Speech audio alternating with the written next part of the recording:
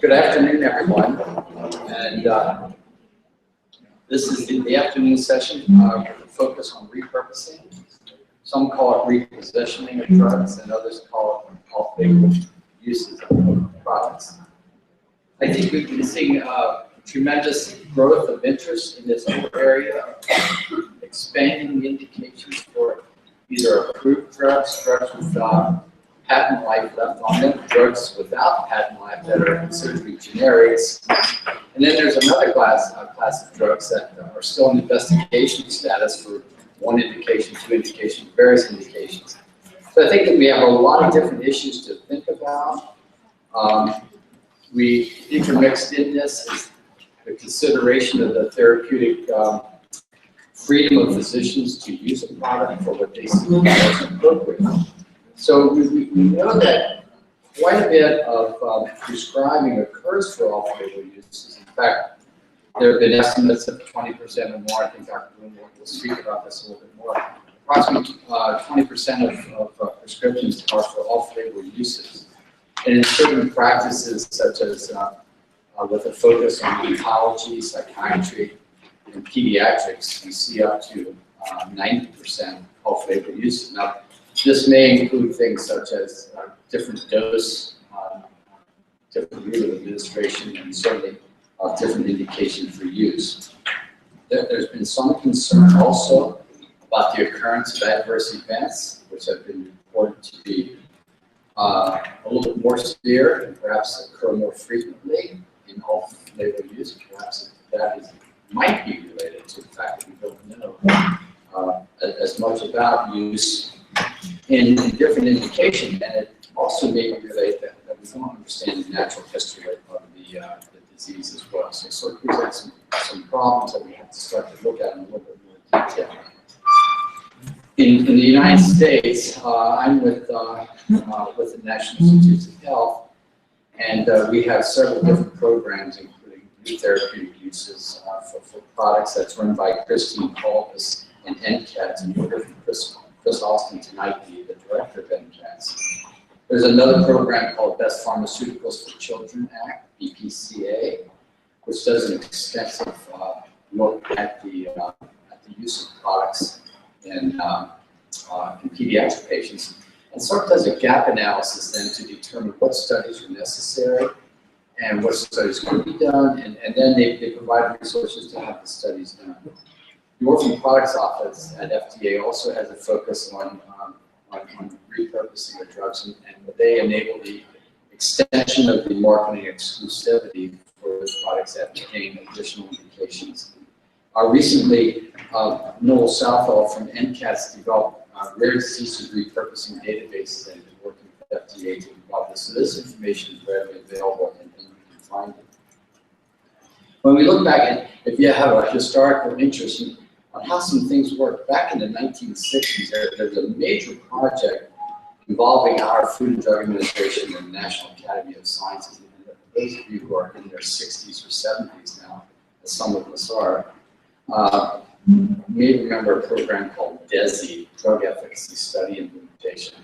And They had select committees that went back and looked at all of the compounds that were on the market and made a determination of the efficacy of the compound.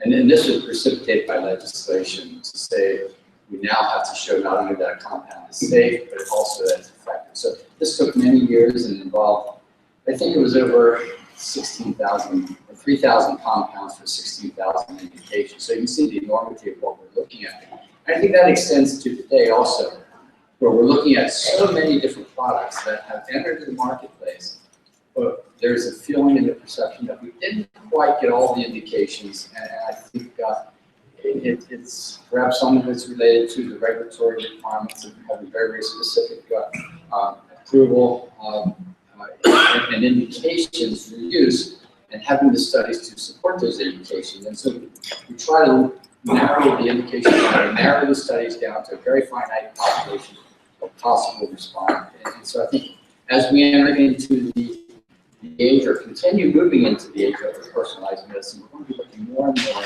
at specific treatments for specific diseases and indications of disorders. And so I think this whole field of repurposing off-label and off-label use is just going to continue to expand. And there are some problems, and the group of speakers that we have today will discuss many of these issues, and perhaps we can come up with some solutions and some conclusions that we can share with others, both in the regulatory and research community, along with the industry and the patient advocacy community, as well as the supporters of research. It's a tremendous community we've been working with. So our first speaker will be Bruce Bloom, and he'll be talking about Back to the Future, how drug repositioning has and will create treatments for unsolved diseases. So Bruce started. Olivia, yours was Okay. Yep, I'm ready to go. Great. Thanks.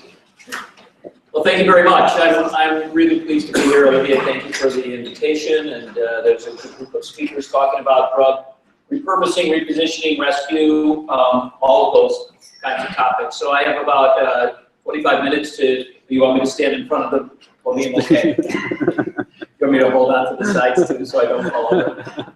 When I first started doing public speaking back in the 80s,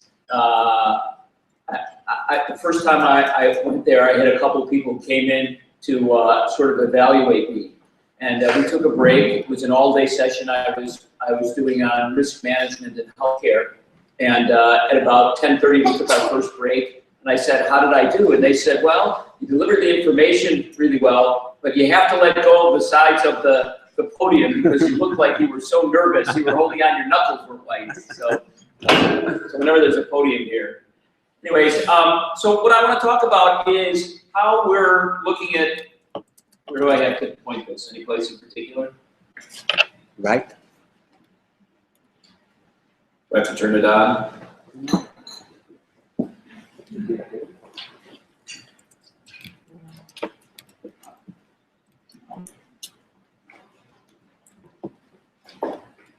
So I'm going to be talking about drug repurposing. And for the most part, our nonprofit, which is called Cures Within Reach, is repurposes generic drugs. So about 80% of the work we do is what I would call philanthropic repurposing, where the endpoint is designed to be a robust enough clinical trial. Thank you, it's working out. Great.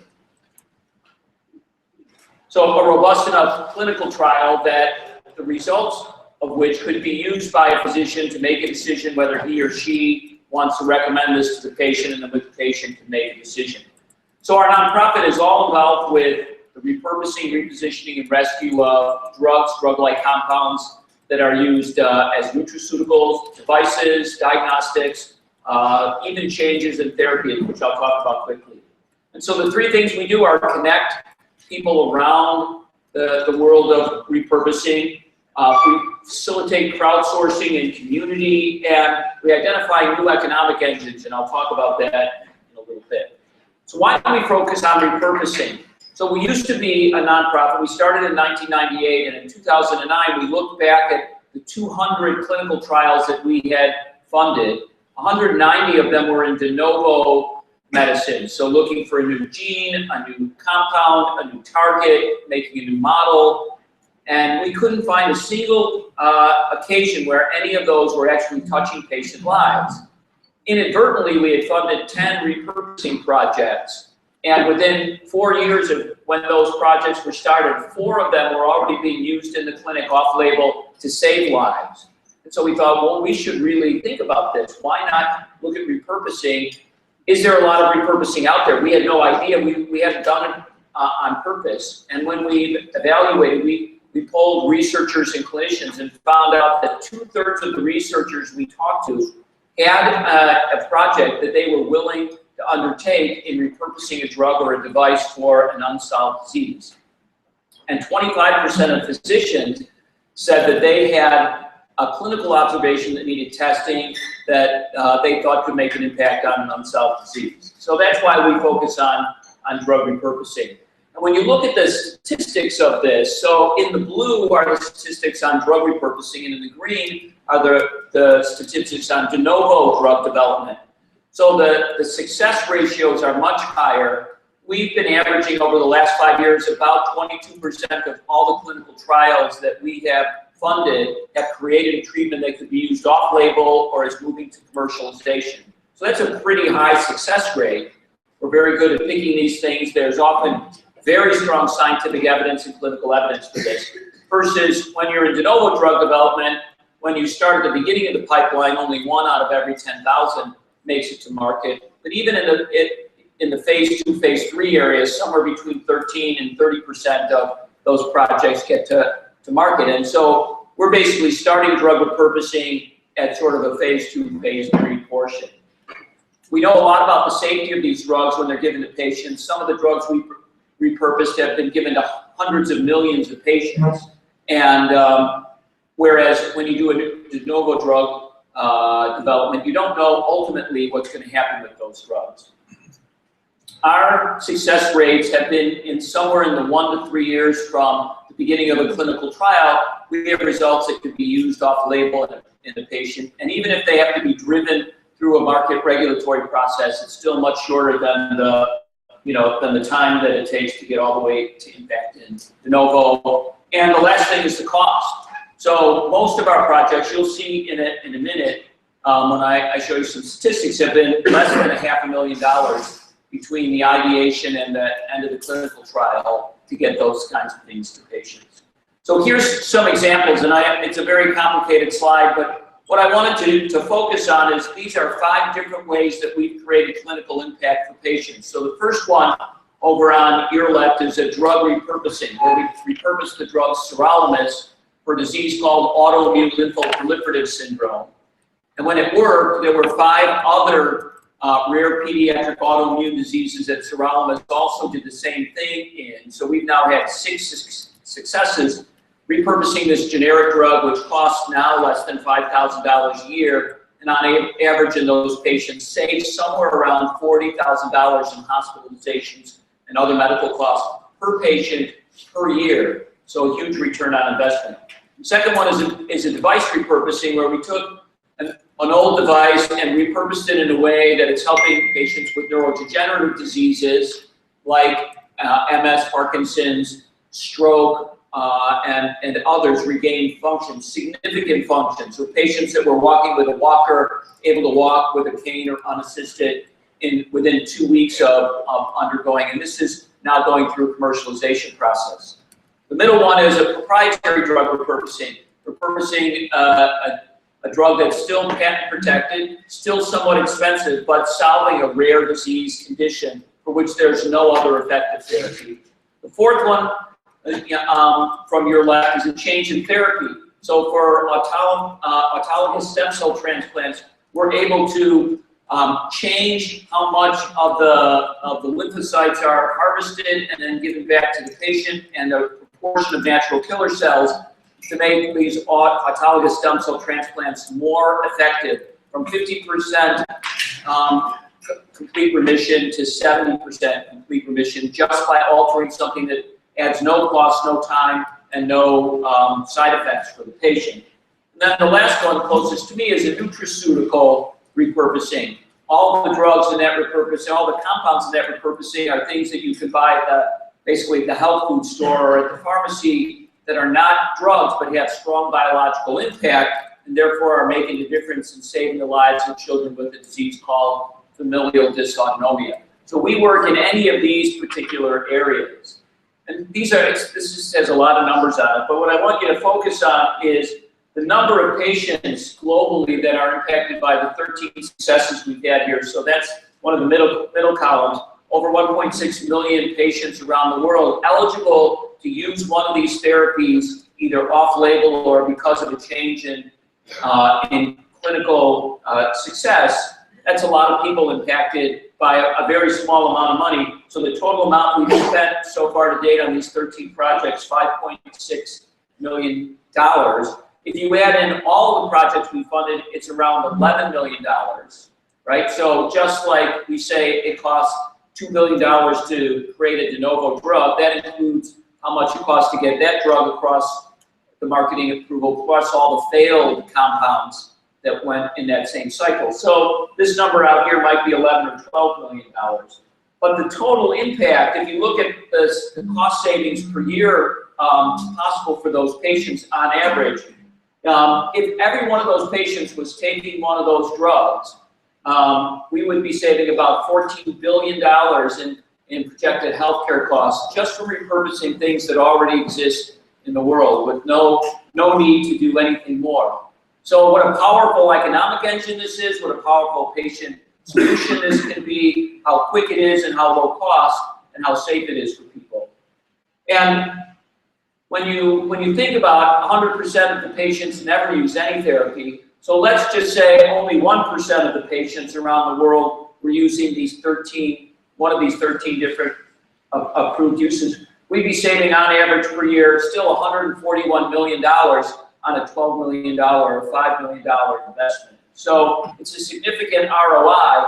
The problem, as we'll talk about in a second, is there's not a lot of economic incentive because even though there's a significant cost savings, there's no way of recapturing that yet, although you'll see in a moment that we're working on that.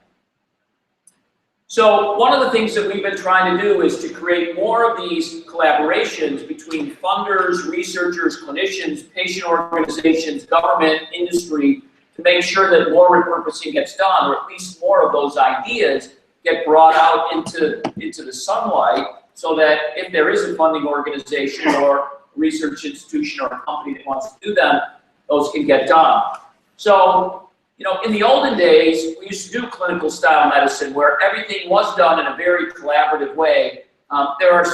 This seems to be much more prevalent in Europe than it is in the United States, but it's still a great model. So bringing everybody together to solve a problem is really important. And one of the things we try and create at Cures Within Reach is these kinds of collaborations. And we have been doing this on a one-on-one basis, but as you've seen in a moment, we're going to try and create an online portal for more of this to take place.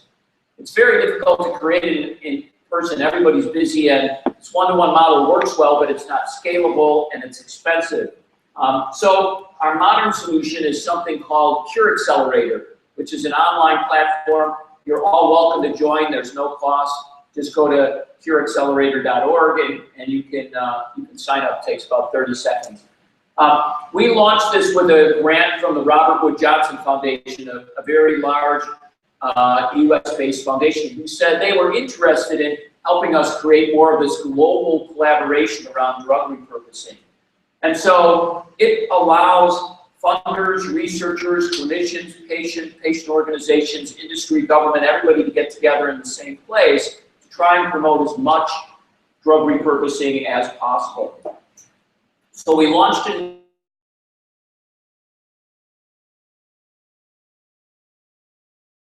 new projects that have been submitted on Cure Accelerator from 52 different research institutions or small biotechs from 7 different countries. 11 different funders have posted requests for proposals up there that are funded. And these are the disease categories that those projects have come in. And I highlighted for you 19 of the 100 projects were in rare diseases. And we're trying to promote much more around rare disease because, as you can imagine, it's hard to think about economically solving rare diseases in a de novo process that takes 12 to 16 years and costs $400 million or more of an investment. And when it is successful, it's very expensive. So drug repurposing is a great tool for rare disease.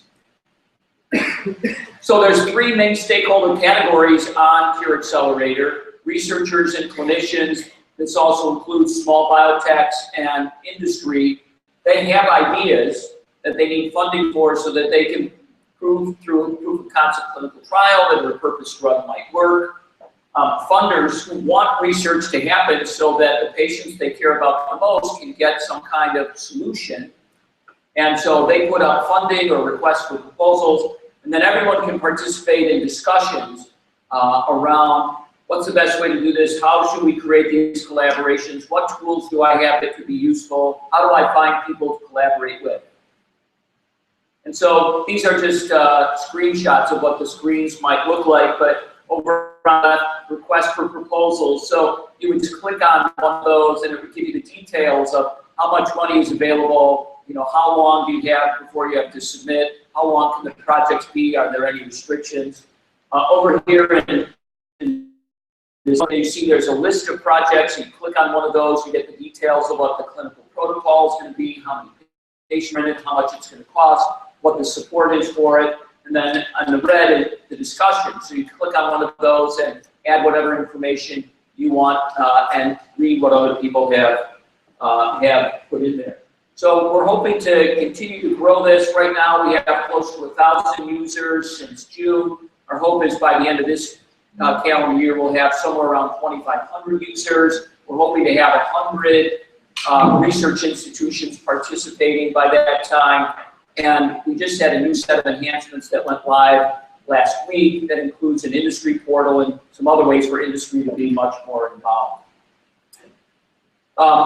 Among the rare disease focus ideas on there are these 4 requests for proposals. And the one that just closed is a collaboration between Cures Within Reach and the Canadian Institute of Health Research looking for clinical trials in rare diseases. So we're going to fund up to 10 of these over the next 3 years. We had 10 projects that came in when the current round of RFPs closed on Rare Disease Day. So we'll be reviewing those over the next 30 days and then hopefully getting full grants around those and starting projects around August. Each of these projects had to have a US-based and a Canadian-based co-principal investigator. So we're also trying to create this collaboration among countries and among researchers. Very exciting program for us. I saw some of the clinical trials that were submitted, and it looks like there's some really interesting ways of solving some rare and ultra-rare diseases. We also have, as you see on the bottom, currently three very specific clinical trial requests in idiopathic pulmonary fibrosis, MPS 1, and CDKL5, and 5 more groups that are currently working on their RFPs for rare diseases. So we think, hopefully, a focus for rare diseases here on Cure Accelerator to get more people working on repurposing those drugs for that situation. Now, I want to talk about public-private consortiums and collaborations that are being created, most of which are either focused on or have a component that is rare disease focused around drug repurposing. So I wanted to hit these 5 right now. First one is Cures Within Reach. We have a consortium that we're building with pharmaceutical companies, academic medical centers, philanthropic funders, and venture capital investors. Because we know there's a bottleneck within the world of repurposing, repositioning, and rescue. Each academic institution has its own way of protecting and managing its intellectual property. Each company has its own way in evaluating these kinds of things and a different system. Different investors have their own system. Different philanthropic funders have their own system, and makes it very difficult to systematize and move things through quickly. So this consortium, the first thing that we're going to be doing is creating protocols and standards to try and see if we can create an online version and marketplace for all the intellectual property around repurposing, repositioning, and rescue of drugs and similar compounds, shelf compounds as well, so that we can increase the flow of information between the interested parties, which are industry funders on one side, academicians and small biotechs on the other that have ideas, and also for industry that has all sorts of excess knowledge and capacity that they're looking to find other people to take on. And so to create a much greater exchange of information going in both directions, more quickly, more systematically, less expensively, so more of this work can get done.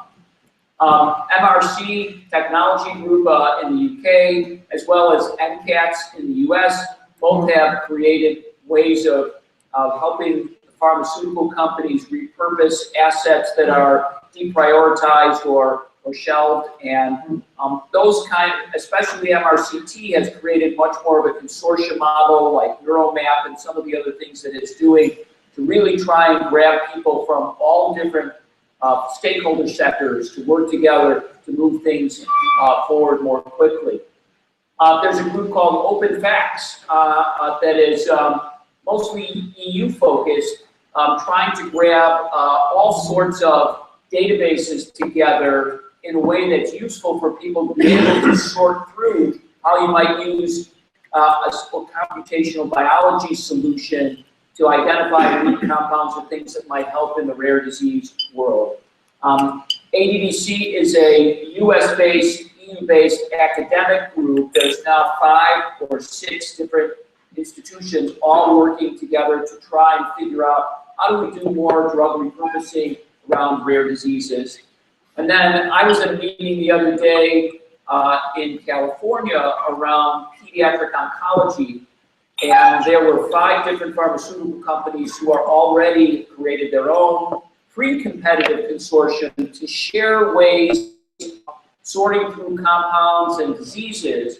You know, what they're thinking is it doesn't make sense if 3 different companies are all trying to attack one rare disease and spend money and time and energy to track similar compounds through.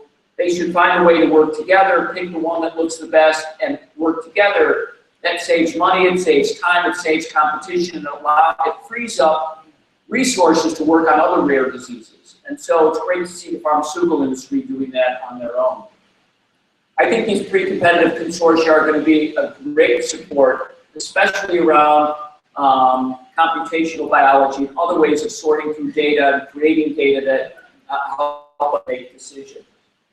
The last thing I want to talk about is creating new economic engines around drug repurposing. Because everything I've said so far is great, except when you repurpose generic drugs for rare diseases, it's hard to see how you make money doing that. And if you can't make money, how do you get the original investment to do the work in the first place? So that's the main bottleneck in the repurposing of drugs for rare diseases is there's no current economic incentive. And so what we've come up with is a solution based on what I showed you earlier. The 13 drug repurposing or device repurposing projects we've done that have created success, there's a huge return on investment in healthcare savings. There's not a huge return on investment in selling the drug or device for a higher amount of money. And so we've been looking and working in the UK, in England, at creating a social impact bond that would secure the cost savings as a way of repaying investors to create a new economic engine around drug repurposing. And it makes perfect sense because somebody is getting huge value out of the work that we've done, but we don't have any way currently of capturing any of that value to come back to Cures With and Reach or to the investors that paid for those projects in the first place. But the cumulative cost savings is significant, and if we could capture that, not only for the kind of philanthropic generic drugs that we're repurposing, but even for the pharmaceutical companies. Because we have talked to them and we know that there are pharmaceutical companies that have knowledge of a compound or a drug that would help in a rare disease, but you can't get a big enough return on it for them to want to do this. So they might have a compound where the patent protection is about to expire or has already expired, they know it would help, but they have no way of making any money, so they're not going to put their time and effort into this. But if they knew that they could get reimbursed out of the cost savings, they might push that to market, even if they only had to sell it for $1 a day. But if they knew that they could capture significant amounts of money because it would save $10 million a year, now they have a way of getting paid for this. And so we're going to pilot this in England. We're in the middle of evaluating a series of projects to see what the economic analysis looks like. So we prove to the government that there's a significant amount of money to be saved, and a portion of that could be paid to us, and then we'll get the private money. So here's ways that you can join us. We'd love to have all of you sign up for Cure Accelerator. There's no cost. If any of you are funders in the rare disease world, we're interested in finding funding for more of our projects on our Cure Accelerator CIHR connection. And then we encourage you to sign up your research institution or your rare disease foundation. Happy to have to utilize our system to help you find a solution. So thank you very much for your attention. Steve standing there, I think he's ready to take questions or whatever. Okay. Thank you very much for the problem if you offer a solution we always don't receive. So thank you. Are there any questions then for Dr.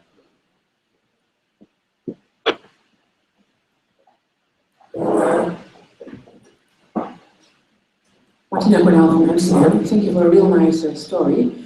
Concerning the solution of the social impact bonds, you mentioned that government then should pay back some of the return of investment, but many countries don't have a national health system. So how would it work in countries with insurance systems? Yes, so that's a great question. How would it work in countries with insurance systems? So the nice thing about the way this is set up is you only pay from your actual cost savings. So in the United States, we're working with a couple of individual health insurers that have many insured lives. And they are considering working under this system because even though if we repurpose a drug, every patient in the world might get the benefit of it, that insurance company only pays out of its own savings. So if it saves $6 million a year and they pay 20% to us, they're only paying out of savings that they have. So it's too difficult, at least to start in that system, which is why we're starting in England. If we can just prove that it works someplace where there is a government system. But we could go into any country and begin to negotiate. Our overall goal is to get to, a global social impact bond where every country participates. The amount of cost savings that each country would have to give would be so small as to almost be irrelevant, but the combined amount would be significant. And because we're a nonprofit, every dollar that comes in either gets repaid to the investors and all the excess is used to create more projects. So it becomes sort of a virtuous economic engine. Other questions?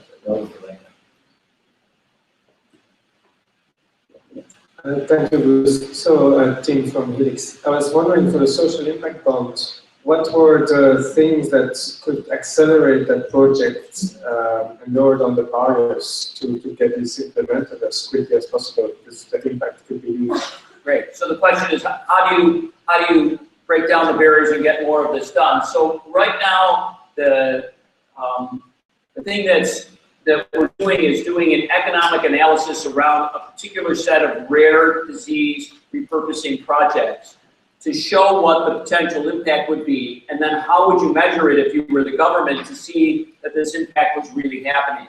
As in most of these pay-for-success bonds, the most difficult part is getting the right metrics in order to evaluate whether you've had success or not. And so that's actually right now the main problem. And then the next problem is, how do we find and evaluate which projects are most likely to create success for patients?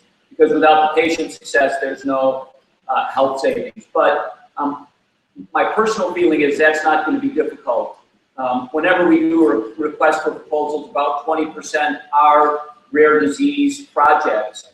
And if we had a rare disease focus, I know that we could even create more of those rare disease projects. And eventually, I don't know, we'll have a speaker here this week that will talk about this, but eventually every disease is going to be a rare disease because all of the large, what look like homogeneous diseases, when you get down to the genomic level, are all rare diseases. pretty much every disease is going to be an N of 1 eventually. But I think the focus on rare diseases helps other diseases, because every time we learn something about a rare disease, it creates some fundamental knowledge about more common diseases that are really helpful. We have time for one more question, then we'll move forward. Is Luigi Miller there, the next speaker? If you could come around, we'll get you there. I'd like your thoughts on another question that we've been looking at, and that is for gene therapies, particularly for very small populations. The economics get to be very challenging, particularly for lentiviral or AAV gene therapy, where theoretically one can imagine a one and done scenario. So essentially you move from a prevalence model to an epi model, and essentially you run out of patients very quickly. Do you think where academic labs have made great strides in terms of identifying gene therapy vectors that could be successful, that governments could step in then to develop them and then actually end up marketing them, where essentially companies would be challenged to do so? Yeah, so I think the question is, how do you take gene therapy for small diseases where the cost of development outweighs any of the amount that you could ever get paid, because eventually the problem will be solved. And and more if these are rare diseases for which you could screen so that children aren't born with the diseases, eventually you get to a place where the disease is completely eradicated. And I think your suggestion that governments could do this makes sense. And even these kinds of projects could easily, you could see how they could go into a social impact bond model, because for many of these genetic diseases, the life cost for these children, it's mostly children, is significant. And the gene therapy cost, while the development is expensive, continues to go down as we figure out better ways of delivering these kinds of things. We funded a gene therapy trial in Batten disease about 4 years ago, which is still ongoing because it's so rare. We haven't yet acquired all of the patients for that trial. But that was expensive, about $1.5 million to do the entire trial. And it looks like it ameliorates some of the disease. We were only able to enroll patients late stage, so it's hard to tell in that disease because they're already in kind of a vegetative state. But I do think gene therapy, and we were talking over lunch that there are ways now of thinking of a less expensive gene therapy model where you're not trying to change the gene within the cell, but maybe introduce cells that have whatever solution the gene therapy would create in the first place. But yeah, I think a SIB model or other ways of government seeing the economic benefit of that make a lot of sense. So thank you very much. I'm eager to hear what the speakers have to say for the rest of the week, and we really appreciate your inviting me. And anybody wants to come talk to me, I'll be here all week, and love to talk to you about your Accelerator and rare disease repurposing. Thank you. Thank you, Doris. Just a short communication. It's important also to share the scientific knowledge. For that reason, if you want to tweet or put post on Facebook, please be aware that we have hashtags that you can use. You can also follow what happened. They are all in the subgroups. Thank you for your help.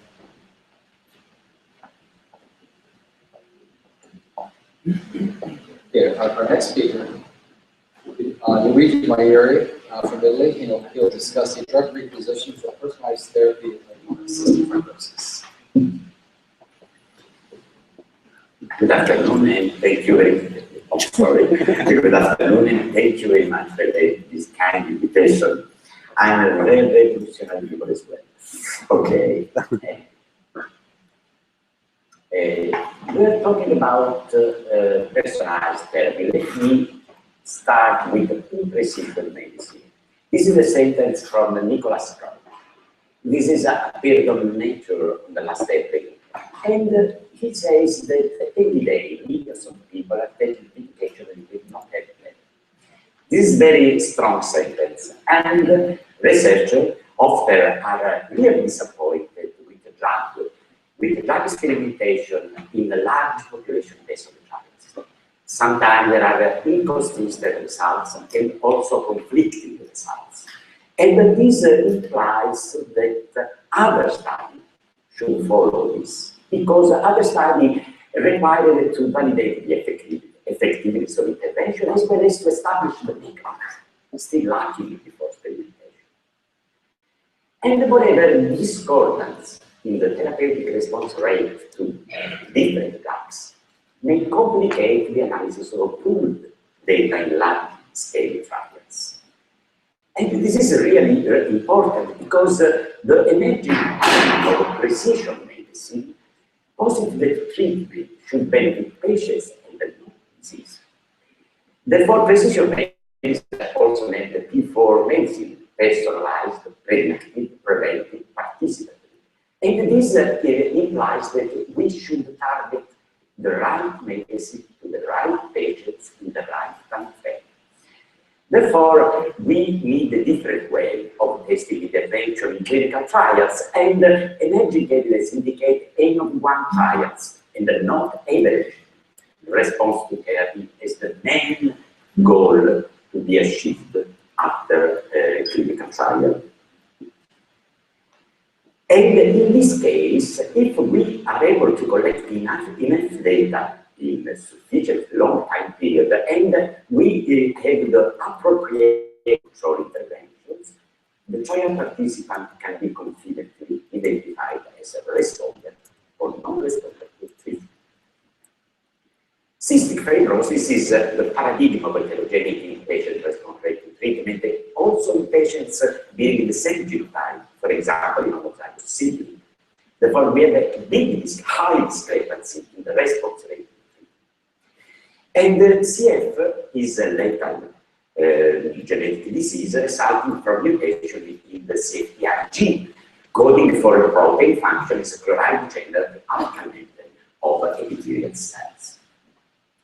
The phenotypic consequence of defective CFTR function are multi-systemic and compressor, and it's a compendium of different phenotypic alterations, including increased electrolysis sweat, but most prevalently, a debilitating lung disease with untreatable bacterial colonization, mainly by Pseudomonas or, for example, other bacteria, Burkholderia.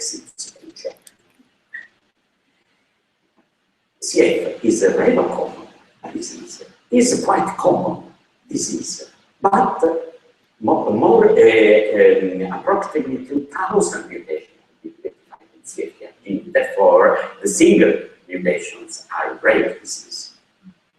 And these have been categorized in 6 different classes in relation to the physiological impact of this kind of mutation. For example, in class 1, a protein is synthesized, whereas in class 2 mutation, there is a misfolded protein. This is unable to reach the surface of epithelial cells. In the class 3 mutation, there is a normal expressive channel at the other method, but this channel does not function. And generally, mutation-specific treatment are the beginning of personalized medicine, cystic fibrosis, and the mutation-specific imply the use of small molecules able to potentiate the channel of immune or to correct the defective traffic of CFTR. This has been a very high success with Calideco. This is a potentiator, very useful, but unfortunately, very small proportion of CF patients needing a membrane-resident CFTR class 3 mutant. But in contrast, for the vast majority of patients bearing the most common mutations, misfold 508 CFTR, the approved drug combination named Orkambi with lumacaftor, this is a corrector, and ivacaftor, this is a potentiator, does not rescue CFTR function. And this has been recently published that only marginal benefit on lung function has been reported. Indeed, 508 is a retained, is a misfolded protein that is prematurely integrated, but is also unstable when transported to the epithelial surface by means, for example, of CFTR corrector. And moreover, when ivacaftor is combined with lumacaftor in vitro, the former counteracts the protein. Therefore, this is a further decrease of stability of plasma. Therefore, no rationale is present in this kind of combination treatment. And therefore, a new vision is required. And CFTR is, this is a new perspective. CFTR not only as a chloride channel, but as a signaling platform for within the cells, but within the proper cellular environment. Therefore, the CFTR is a typical environment. And CFTR acts as a major orchestrator of the proteostasis network of epithelial cells. Therefore, targeting the proteostasis network instead of directly targeting mutant CFTR is a potential novel treatment to rescue and stabilize such mutant antibodies. This is the model of dysfunction we discovered and we proposed it in different papers. First of all, proteostasis network is directed in the transgenic mice, being the 508 mutation, as well as in primary epithelial cells from patients, and at two different levels. First of all, autophagy is broken. Autophagy is the major mechanism of the cytoplasmic protein turnover is blocked due to the overactivation of the tissue transglutaminase that leads to the sequestration within the aggresomes of essential autophagy-related protein BP1, and this leads to the block of autophagy with secondary accumulation of the main autophagic substrate. This is a sequestration disease. Whatever, the second level is the peptide fragments released from the cleaved CFTR, mutant CFTR, cause an overactivation of the protein kinase CK2, which in turn contribute to the degradation of CFTR. Therefore, we start the target-driven repositioning approach in order to personalize the therapy for CF patients. This is the strategy, targeting the intracellular environment and not directing the movement to both rescue and stabilize the protein plasma. First of all, we need to understand the mechanisms. And therefore, we need to discover the proper targets of intervention. Then we have to refine the target to find appropriate modulators. And in this way, we use an in silico approach. By taking advantage of both virtuous screening and pharmacophore-based screening, that use an impressive database of molecules. But these molecules are filtered by from the pharmacological entities, safety tested in natural compounds as nutraceutical, for example, or conventional animal compounds. After that, we need to validate these filtering candidate drugs in a complex preclinical cascade of experimental model. And finally, we need to translate this to the human patients, both in vitro and in therapy. First of all, we identified by this approach that among the different modulators of the tissue transglutaminase activity, that cysteamine, an FDA-approved drug for the therapy of cystinosis, is able to restore autophagy, to avoid the sequestration of BP1, to reduce the accumulation of P6 at the plasma membrane as well as in the cytosol, to readdress the post-translational network, to reestablish the aerosomal trafficking, and finally to favor the rescue of the 508 CFTR. In addition, by searching among the CK2 inhibitors, we discovered that the epigallocatechin gallate, a green tea-derived flavonoid, this is another counter-nutraceutical, is able to reduce CFTR fragmentation and is able to stabilize 508 CFTR protein in the plasma membrane. You can observe that in vitro, this is the medium without any expression of the plasma membrane of 508 because this is prematurely destroyed. But if we use cysteamine, we have the rescue. And this rescue is stable for 24 hours after washout, but is clearly lost after 48 hours, unless a epigallocatechin gallate is added to.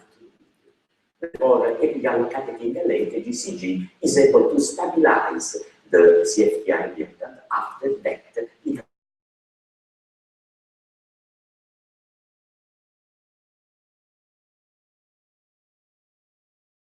we need the genetic proof of this content before moving to the clinical application. And we performed the mouse trial with oral system inhibited with AGCT for 5 days, and then followed by vehicle or AGCT up to 2 weeks. And what are the outcomes? The proper CFTR repetitive must, first of all, rescue CFTR function. This is paradigm.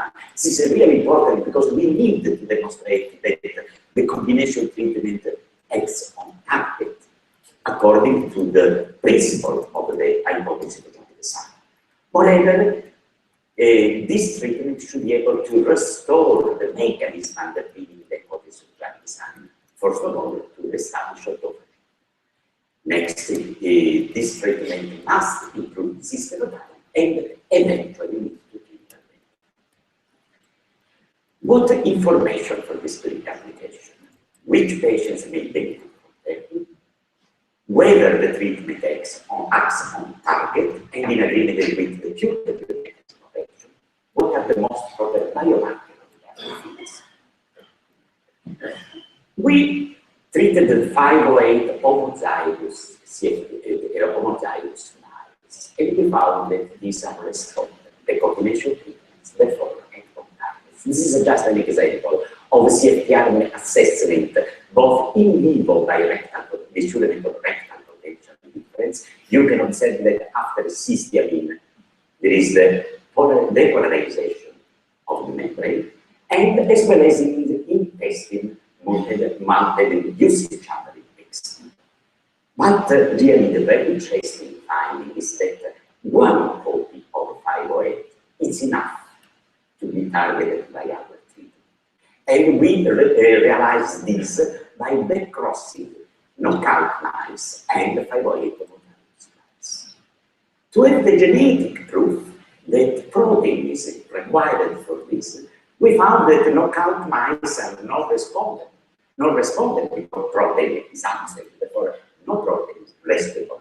And to have the proof of concept of the importance of autophagy in this process, we crossed 508 mice in baking one upper insufficient background.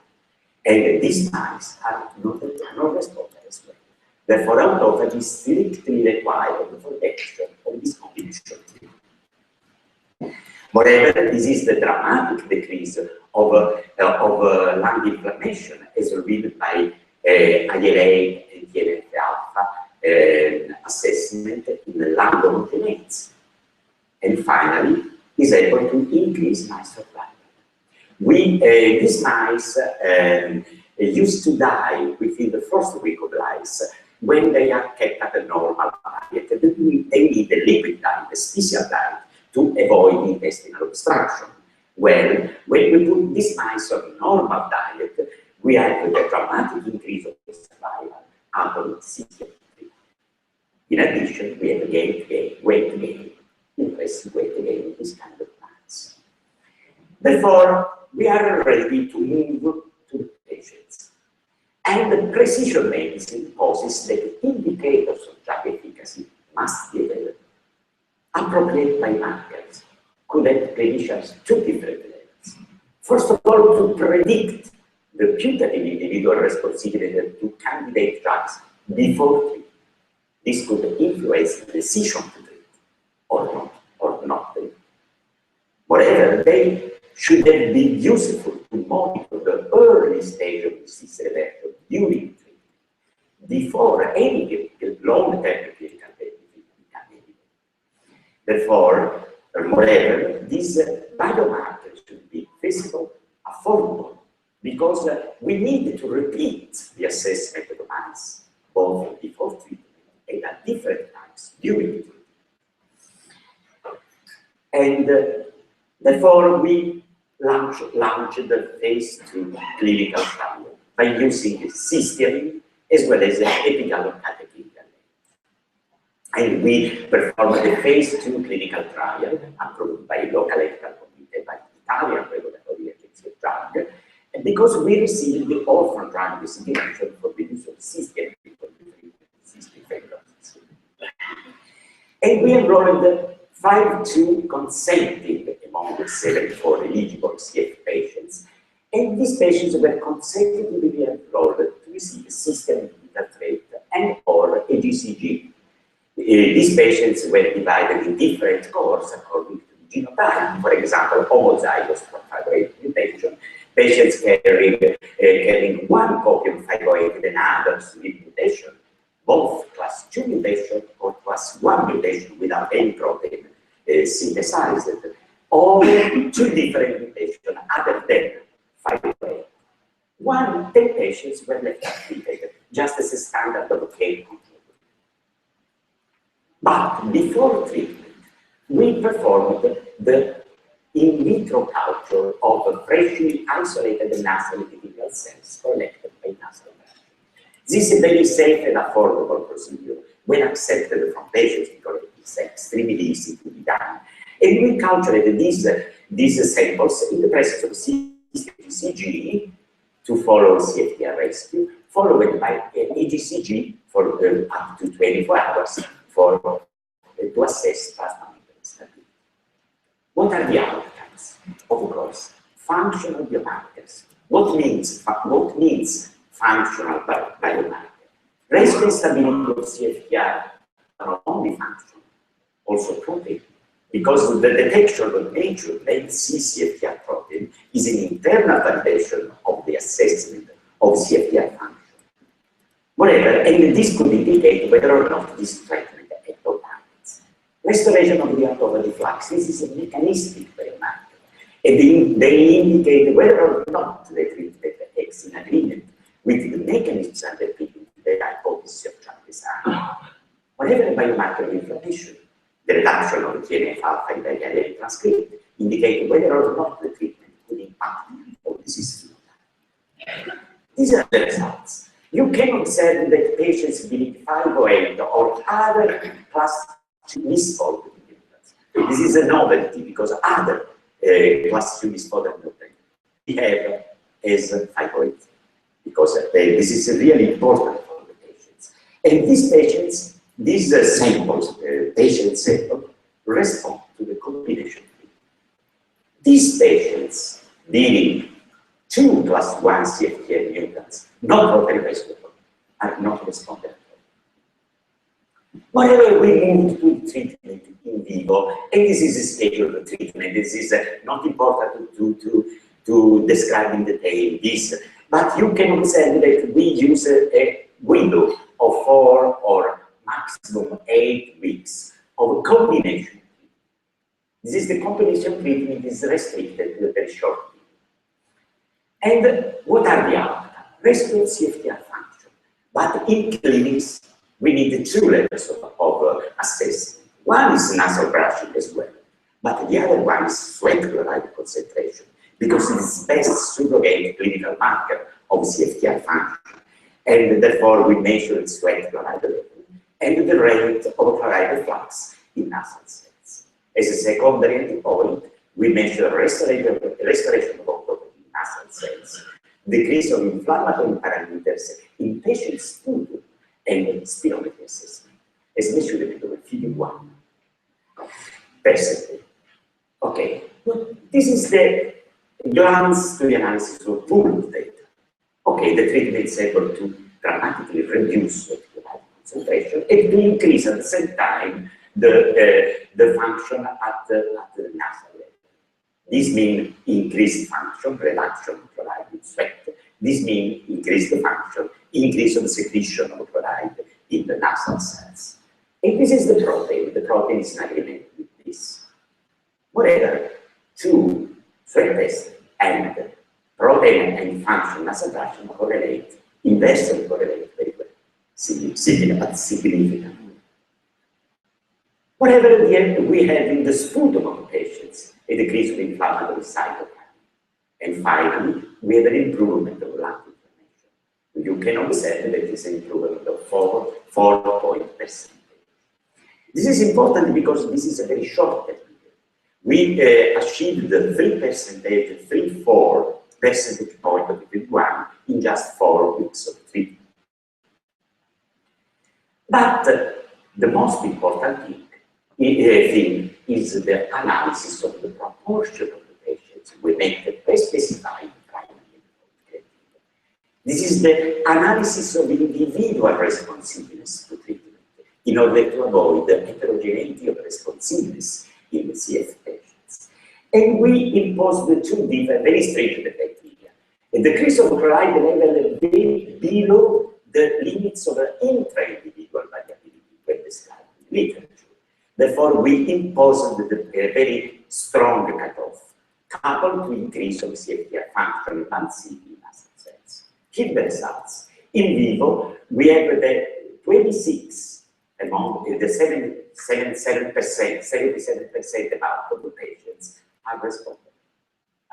And these patients are those patients with +1 mutation on both alleles.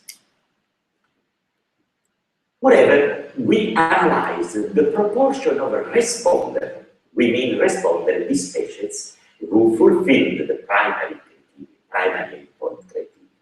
This is calculating the proportion of response. The responder, and we also show the ratio of autophagy flux in nasal cells, decrease of IL-8, inflammatory cytokine in nasal cells or in the sputum, and the absolute change from baseline of PP1.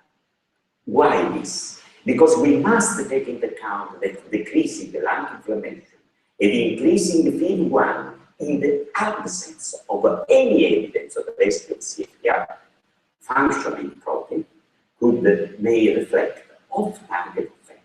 For example, anti-inflammatory effect of treatment and not CFTR repair.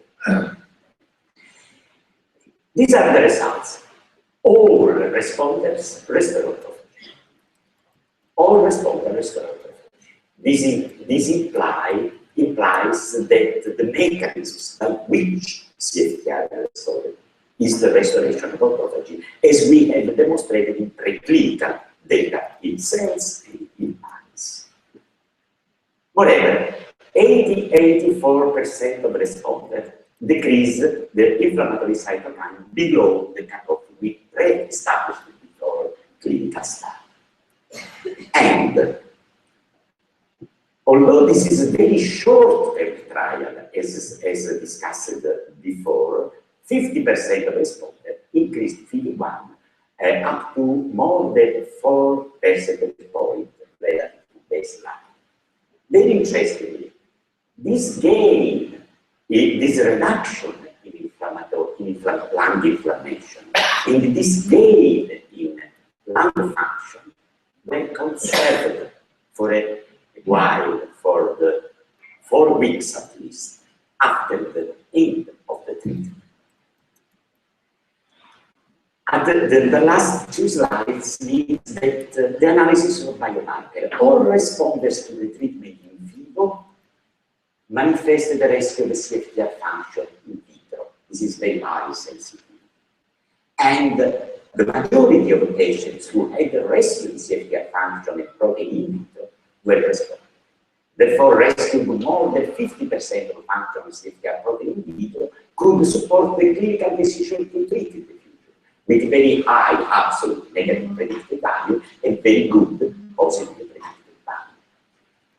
The analysis during treatment could be useful to monitor the therapeutic responsiveness before starter effect or lung inflammation clinical parameters become evident, therefore could support the clinical decision to continue the treatment, waiting for the clinical benefits.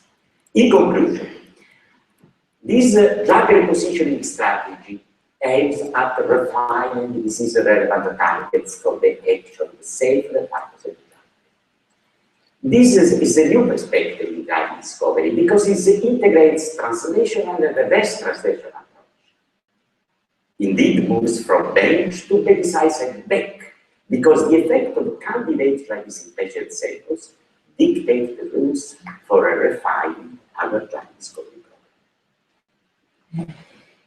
It indicates a very important question. We should stop thinking on mutant protein and start thinking about the intercellular network. Moreover, more than one target may exist. Therefore, when we are talking about nets, we are talking about precision, but not high precision, because the network, intracellular network, the targets are very variable among different individuals. The validation of the functional biomarker should be considered as a landmark because we should need to avoid costly and often frustrating large-scale clinical trials. Our two proteostasis regulators are another major advantage because they are well tolerated and are very cheap as compared to the other treatment. Moreover, this approach can contribute to H2020 program. This is aimed at deliver 200 new therapies by 2020, and we reached this by one new disease arresting therapy for CF, based on the optimization of the system. And I would like to thank, of course, all the network of our European Institute for Research in Cystic Fibrosis. We are an onlus foundation working on the identification of new options for cystic fibrosis. This is our team. This is a very important collaboration with prestigious collaboration with the laboratory of Guido Prevention, Paris and Maya Chiara. This is the network of clinicians in Naples, and this is the main collaborator, Anita, from that. Thank you very much for your attention.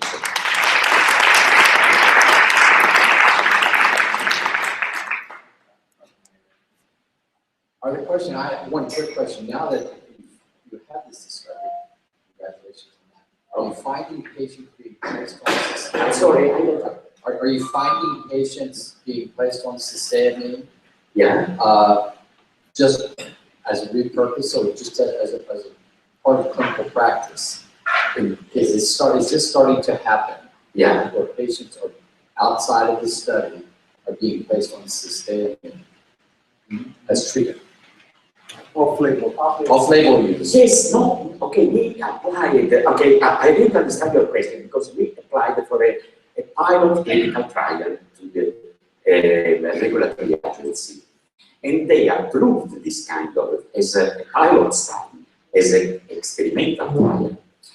And whatever, this is just an off-label. Therefore, we didn't need the long-term safety control because we just perform a dose escalation period, a dose fine assessment, and then we can start with the full treatment. The dosage are the same used from patients with cystinosis. So thank you, it was a wonderful talk. So the question is about the safety, because I understand your approach is brilliant, very elegant. But how do we make sure that long-term, for example, this drug may have like some safety concern, and if you know any of these potential concerns?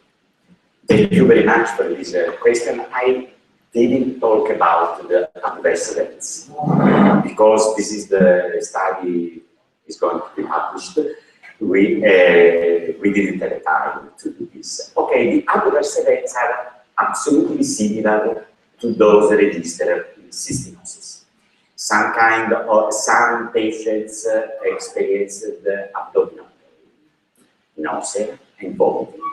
But we have the withdrawal very, very, very low. Therefore, just on 50 patients, only 5 patients were spontaneously interrupt the combination treatment because of abdominal pain. But usually this abdominal pain tends to disappear after the first 2 weeks of treatment, exactly as it occurs in cystinosis.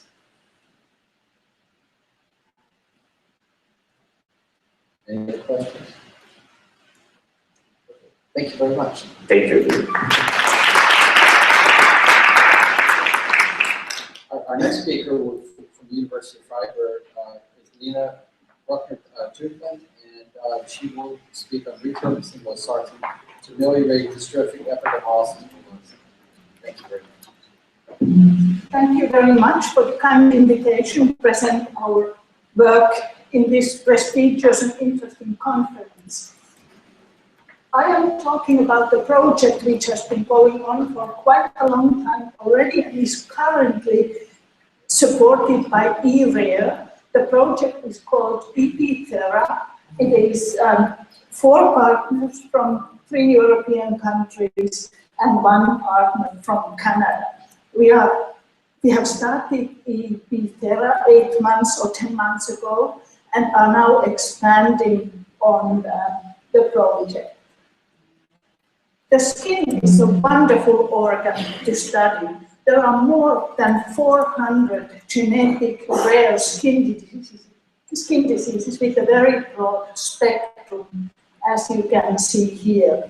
The pathologies are variable, but all of them perturb skin functions. You may not think of it because it's so obvious. The skin is the largest organ of human body, has a size of 1.7 square meters and weighs about 3 kilograms. The skin has very important protective and regulatory organ functions, but it is also a sensory organ, feeling pain, touch, cold, and so on. And if one set of functions is perturbed, it influences in a negative manner also other organ functions. The disease we are interested in is actually a disease group. It is called epidermolysis bullosa, or EB for short.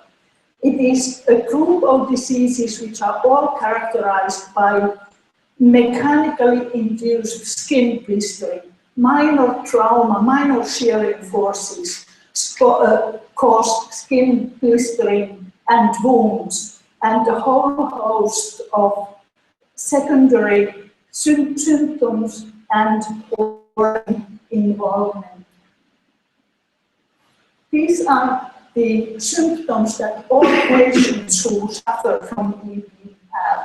Lifelong disease, no cure, extensive blistering and wounds, perturbed wound healing, secondary infections, mucosal involvement, difficulty in feeding, dystrophy of nails and hair, scarring, fibrosis, and loss of normal functions. Some severe forms are early lethal.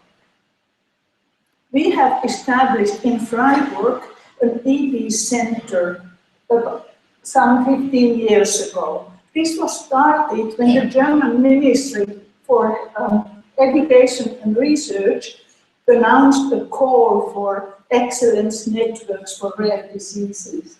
And we have found funding from this ministry for 8 years, and this could establish the EB Center, which is now one of the major centers in Europe. Our register has 1,250 patients. Almost 1,000 of them have a molecular diagnosis. We offer diagnostic services, patient care. Research is very active, internationally competitive research, and we invest in education and training of people. Based on this patient registry and material bank, we can do quite a bit of interesting research. The area of the skin that is abnormal in EB is the dermal epidermal junction, here yellow. The red area is the upper layer of the skin, the epidermis. Here, lower area is the dermis. And if you look at the yellow stained area, in this cartoon, it is depicted as a very complex molecular network. And these are abnormalities in this molecular network that cause disintegration of the skin structures and trauma-induced skin blistering. Here is another cartoon. Here is the epidermis. This is the yellow area, the basement membrane, and here is the dermis. You see a lot of different signs and molecules in this cartoon. all these molecules are required. They are required to interact with each other to keep the skin layers together and to keep the skin intact. We know that all these molecules can be mutated and cause human disease, different types of EP, EP simplex, Kindler syndrome, junctional EP, and dystrophic EP. There are mutations known in 18 different genes causing human EP. There are dominant and recessive forms. The disease that I would like to talk about today is dystrophic EP, a deficiency of collagen 7 and all the anchoring fibers, the fibers which really attach the basement membrane and the epidermis to the underlying extracellular matrix. This collagen 7 disease, dystrophic EP, can be mild or severe. Here you see in a child of 10 years who fell down, skin blistering at the knee, mild scarring, healing always takes place with scarring. But a severe form causes massive inflammation, massive scarring, and the fusion of the fingers. The child cannot stretch the fingers anymore, cannot write, cannot hold a pen or a spoon, and painful chronic wounds are a major problem. We can microscopically diagnose these forms because in normal skin we can stain in an immunofluorescent staining collagen 7 with specific antibodies. We see this green line. In the patient's skin, it's gone, indicating that the protein is not there. We know by now about 800 different mutations in the collagen 7 gene, and we know that the forms where the protein is totally missing, null mutations, for example, are the most severe ones. Not only is this disease so terrible in everyday life already early and leads to disabling, mutilating deformities, but even worse, most of the patients develop a squamous cell carcinoma, skin cancer, at early adulthood, and cancer is the leading cause of this disease, often in the 40s. Wounds that do not look very particularly dramatic, but that do not heal for a long time, are often cancer. As you can see here, the cancer cells are invading all directions in this skin. So the unmet medical need is very high. We need therapies for these people.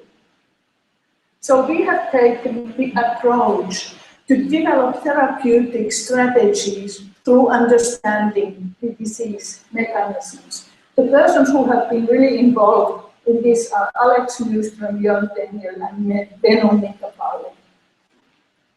We have developed several years ago an EB mouse model. This mouse recapitulates the human disease very well. You see here the epidermis separates from the dermis, trauma-induced skin blisters in the hands or paws, like with humans, but also the mouse develops these fibrotic, mutilating deformities just as humans do. We have taken a whole spectrum of different approaches to understand the disease mechanisms. I do not want to go into details here. We have used proteomics, network analysis, different immunofluorescence and biochemical tissue analysis. We have done wound healing studies in these mice in order to understand what leads to this terrible disease. And taking many different studies and analyses together, we can say that there are dual effects as a consequence of loss of collagen 7 due to gene mutations. One, loss of the anchoring fibers, the adhesive functions in the adhesive fibers which keep the skin layers together. And the second effect is disorganized tissue architecture. The lack of this one component sort of disorganizes the entire tissue microenvironment, which then releases much too much of a growth factor called TGF-beta. And TGF-beta causes many severe pathologies, in particular the fibrosis. Now,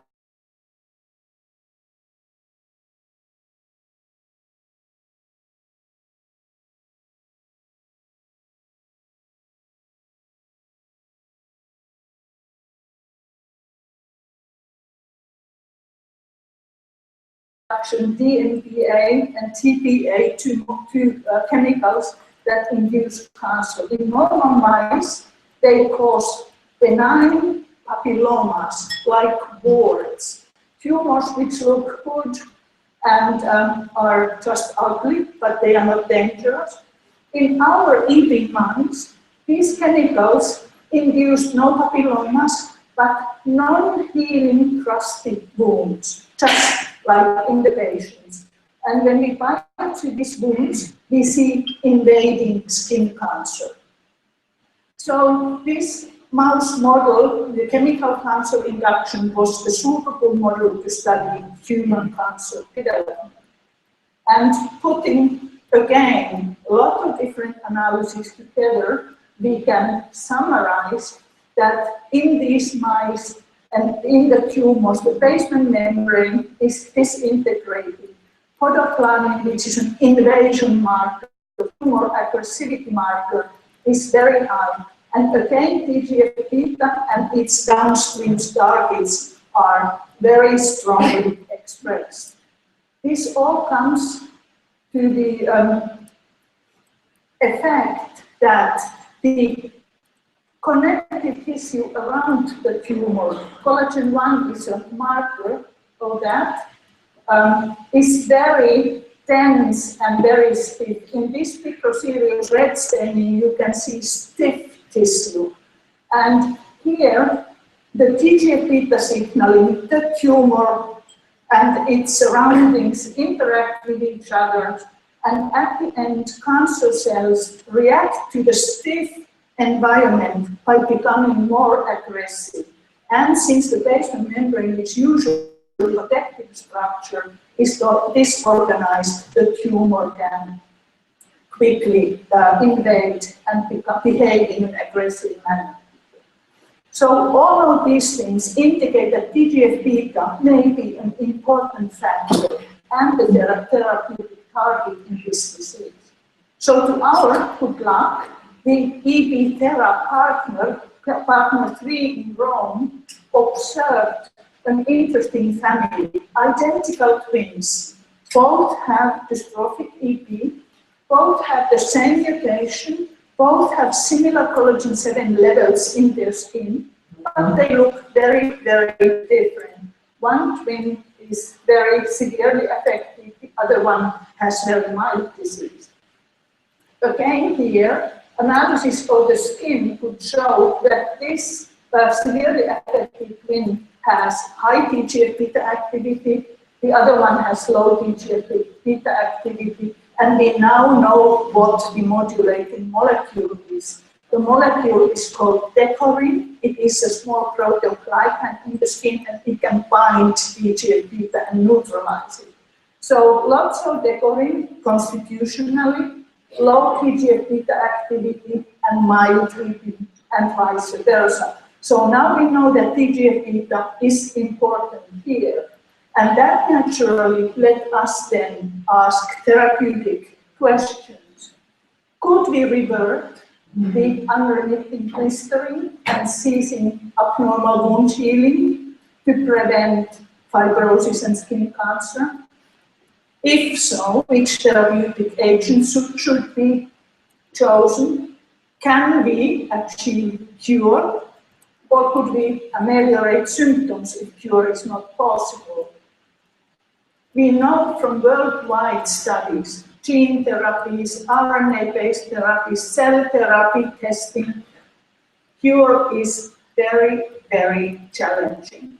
in this disease, you have to repair 1.7 square meters of cell layer of the skin plus the internal mucosal surfaces. It will come at some point, but it takes a while. There are many, many challenges to be met. So we asked them if we could influence the fibrosis and the cancer. The worst in this disease is this disabling progressive fibrosis that already starts in the childhood. The wounds, the severe scarring, loss of function, and cancer. And we came across a molecule in our studies on the picture, a molecule called losartan. Losartan is an approved drug for treatment of hypertension. It has been used worldwide for many, many years by thousands and thousands of people, adults, and children. It has a second important effect, and that is inhibition of excessive TGF-beta signal. It has been tested in many different conditions, lung fibrosis, renal fibrosis, Marfan syndrome. In some it works, in others it does not work quite well. But it has also become very clear, based on these many studies and publications, that the effects are context and disease dependent and need to be tested for every disease separately. So skin fibroblasts express the receptor for the AT1 receptor that losartan inhibits in patients' fibroblasts and fibroblasts or the VEP mouse, and saw positive effects. Then we treated the mice with losartan, gave them losartan in drinking water. We waited until the mice started showing first signs of digit fusion, and at that point they started receiving losartan and received it for 7 weeks. And it was very clear that even if not all mice were high responders like these here, no losartan, 7 weeks. Losartan, the statistical analysis of about 50 mice could show that losartan clearly inhibits the fusion of the digits, the length of the digits, the different separation of the digits was measured, and it clearly slows down the digit fusion. Without losartan, the digits were fused in about 12 weeks completely, and with losartan treatment in about 34 weeks. We then also looked at microscopic level skin biopsies. What does losartan do? Does it inhibit these fibrosis markers? And now we concentrate maybe in this panel, green or red is bad. Too much TGF-beta, too much TGF-beta modulators or receptor. And if you then compare that to losartan treated mice, you see the green color has disappeared or the red color has disappeared. Less fibrosis, less myofibroblasts, which are the fibrosis generating cells. These results are statistically significant. Fibrosis markers, tenacin C, which is very high in the untreated mouse, or fibronectin, also high in the untreated mouse, are clearly reduced after losartan treatment. Same effect is regarding to stiffness of the tissue. Red here indicates stiff dermis, stiff skin. After losartan treatment, there is much less stiffness, and again, the myofibroblasts are also less in losartan treated pores. In addition, proteomic analysis of losartan treated mice and non-treated mice indicating that there are new targets for losartan that we had not realized they're important before. And these are markers of, or mediators of tissue inflammation. In particular, inflammatory cells, macrophages, are important. And you can see here, within this red ring, the dark signs are inflammatory cells. This is the mouse paw, the skin, this is the bone, and here are many, many inflammatory cells. And if you compare to here, all these dark cells are gone and the tissue has normalized. Another inflammatory marker, interleukin-6, is also clearly reduced after in these losartan-treated animals. So we can summarize the preclinical data saying that we believe that treatment, symptom relief treatment in recessive dystrophic EB is possible without curing of the underlying defect, which does not seem to be possible at the present time. We have needed basic research analysis of genotype-phenotype correlations to understand that TGF-beta plays an previously unappreciated role in the pro-inflammatory processes in the EP skin. And we think that losartan will be able to reduce both the inflammation and the fibrosis. What also has become very clear, this treatment, if we wish it to be successful, has to be initiated early. We don't think that advanced fibrosis can be reversed by losartan. Losartan can be a preventive treatment. And in addition to losartan, we have other candidate molecules which are currently being tested. Now I'm happy to report that we have secured funding for a clinical trial. DEBRA International, a big patient organization, has funded a clinical trial which we are starting in the summer. We have finished the protocol, which will be submitted to the ethical committee and the local competent authorities in Germany and in Austria next week. This will be a trial with 30 children, 2 to 16 years of age. The EP centers that participate are EP Center Freiburg and EP Center Salzburg, 2 German-speaking countries, large centers. The first endpoint is tolerability and safety of losartan in recessive dystrophic EP and the observation of hopefully not many adverse effects. Secondary endpoints will be efficacy in reducing inflammation, fibrosis, and disease progression. And we really hope that we can prevent this kind of hand becoming this kind of hand, even if we cannot cure the basic defect. So I would like to close here and thank the people who have worked on this project in my institution, our international collaborators, and our funders. Thank you very much for your attention.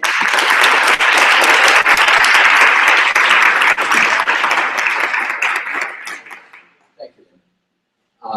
It's particularly heartening to see that you're involved with DEBRA International. I don't think people realize that the origin of the Orphan Drug Act in the United States, one of the people who was involved in this was a nurse named Marlene Bissar, whose son had multiple, and she was very responsible working with our Congress to get this legislation passed. So after all these years, 1981, 1980, we're finally seeing some possibilities. So thank you very much for those interactions. Are there questions then before we take the break? Yeah, at least 3 questions. Great talk, Nina. I guess 2 quick questions. How these has worked a lot on losartan on Marfan's is identifying further down ERK inhibitors, etc., which are as potent, if not more potent, than the AT1 inhibitors. Is that an area that you're looking at? Yeah, we are in this EP Terra project which has started, we are looking at those. We have checked involvement, it is there, but now we are testing other Question, question. If you were a pediatrician looking after a child like this, there's no prospect of the child going onto a clinical trial, and you're seeing this process evolve in front of you. And I don't know if there's an answer to this question. What ethically, given the risk-benefit ratio, would you do an off-target, off-label prescription and wait for the results of the trial? It's almost a metaphysical question. Yeah. We are doing this trial together with pediatric cardiologists. We want to make sure it's safe. And I think the worst thing that could happen here, that people start giving losartan in uncontrolled way, the compliance may not be so good, and then people start saying losartan is no good. And therefore, I think it is really important that we have the trial now, we can start early, and we have lots of interested patients and families who want to participate. So it was really remarkable to see the two twins now penetrating with the disease in these two twins. And you say that one twin had high decorin and low digit. So did you look at the expression of decorin upon losartan treatment? We have not yet. The mice, the DEP mice, are in Rome, and the partner in Rome has tested the mice. They also see the mice have lower decorin than control mice, and they are going to test them. We are not yet like that far. So you say you have other candidate molecules. I wondered how you'd identify those. Excuse me, didn't You said you had other candidate molecules. I wondered how you identify those. we have there are several kinds. Decorin is one. Then there is ruxolitinib, which is a JAK-STAT inhibitor. JAK-STAT inhibition goes, or JAK-STAT signaling is downstream of TGF-beta signaling in the skin, in the fibrotic pathways. And so that was identified by partner 2, Cedric Caggioli, in the EP Terra Real project. And then when we realized that we have similar results, we combined forces. In addition, there are 3 companies, 2 biotech companies and 1 big pharma who have TGF-beta modulating compounds who have now approached us, and we are will be testing them. So all done from the known biology. So you haven't done any screen looking to see whether there are any molecules out there that perhaps you're not aware of. We haven't done any screening yet. With one of the partners, industry partners, there is a plan to do such a thing, but we simply don't have the resources for that. And just a follow-up question in terms of what one would anticipate in terms of the effect in patients. So you still have the structural integrity issue. So still friction will induce loosening of the skin. Presumably you'll still get blistering, but hopefully it'll resolve faster. Would that be the thinking behind this? Resolve faster and with less severe inflammation and therefore less excessive scarring. So you'd be looking potentially for something that would also improve the structural integrity of the skin combined with this essentially. Sure. And there are gene therapy, protein therapy, cell therapy developments going on in many laboratories. We are all collaborating. I believe that at the end, we will have to have combination therapies because at least now it seems that no therapy will be 100% perfect, at least in the beginning. Therefore, interval and combination therapies. Thank you. Thank you, Tim from Helix. So a follow-up question. Do you think, in terms of combination therapy, then combining your approach with immunotherapy, so that you reduce inflammation and in cancer, seems to really make a lot of breakthrough at the moment? Is that something you're looking at? Not yet. The immunosuppressive therapy for this disease is a bit problematic because there is internal organ involvement and possibly also some function of the immune system. We are studying the basics there. We don't quite know yet. But if that is opportune, sure. Question. Another question. Do you know how early could be the treatment in the patient with this kind of degree with loss of them? You imagine how early and how young the patients could start with this? Yeah, since we have several hundred patients that we have followed, and we know that the fusion of the digits starts at the age after maybe 2 years, 2, 3, 4 years, they already have it.